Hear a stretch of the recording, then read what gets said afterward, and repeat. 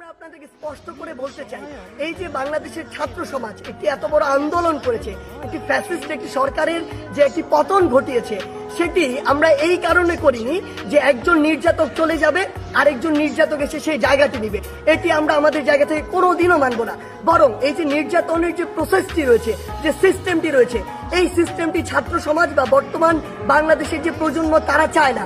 সেই নির্যাতনের সিস্টেমটি চেঞ্জ করার জন্য আমরা আমাদের এই আন্দোলনটি করেছি, এই অভ্যুত্থানটি ঘটিয়েছি পুরো বাংলাদেশের মানুষকে নিয়ে। যে রাজনৈতিক মতাদর্শে যা ছাত্র সংগঠন বিভিন্ন রয়েছে, তাদের কথা বিভিন্নভাবে শোনা যাচ্ছে যে তারা প্রতিহিংসার বশবর্তী হয়ে এই বিভিন্ন ভাঙচুরগুলো চালাচ্ছে।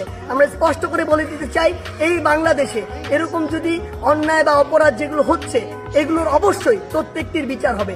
সেই জায়গা থেকে আমরা স্পষ্ট করি, আমরা কখনো আমাদের জায়গা থেকে এমন সহিংসতাগুলো সমর্থন করি না। আবার কেউ এসে যদি এটি চালায়, তাহলে আসলে পরিবর্তনটা হলো কি, লাভটি হলো কি? আমাদের প্রত্যাশার সাথে এটা কোনোদিন প্রাসঙ্গিক হয়? কখনো হয় না। তাই আমাদেরকে এটা আমাদের কাজের মাধ্যমে প্রকাশ করতে হবে যে আমরা যে বাংলাদেশের স্বপ্ন দেখি, সেটি আসলে আমরা সত্যি করতে চাই। আরেকটি স্পষ্ট করে কথা বলতে চাই, সেটি হচ্ছে যে আমাদের যে সংখ্যালঘু ভাই বোনেরা রয়েছে, তাদের বিভিন্ন ধর্মীয় উপাসনালয় রয়েছে, সেগুলোতে অনেকেই চক্রান্ত করে আঘাত করার চেষ্টা করছে, অনেকে প্রোপাগান্ডা ছড়াচ্ছে, যা হচ্ছে না তাও বলছে।